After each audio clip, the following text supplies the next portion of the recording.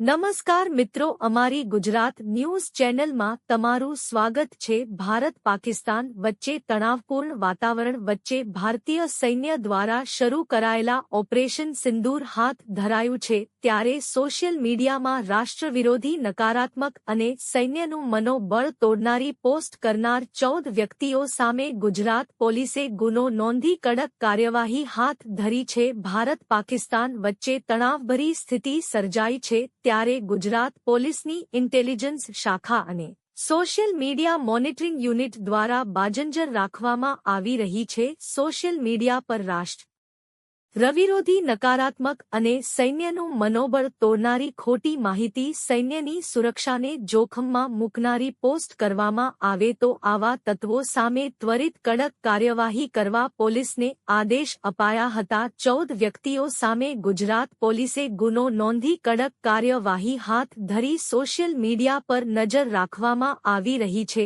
ત્યારે 14 વ્યક્તિઓએ દેશવિરોધી લોકોમાં વૈમનસ્ય ફેલાય અને સૈન્યનું મનોબળ તોડે તેવા લખાણો પોસ્ટ કર્યા હોવાનું ધ્યાને આવ્યું હતું। આ બધાય વ્યક્તિ વિરુદ્ધ પોલીસ ફરિયાદ નોંધાઈ છે। ખેડા જિલ્લામાં 2, ભુજમાં 2 ઉપરાંત જામનગર, જૂનાગઢ, વાપી, બનાસકાંઠા, આણંદ, અમદાવાદ, સુરત શહેર, વડોદરા, પાટણ અને ગોધરા જિલ્લામાં એક મળી કુલ 14 પોલીસ ફરિયાદ દાખલ કરી કડક કાર્યવાહી કરવામાં આવી છે।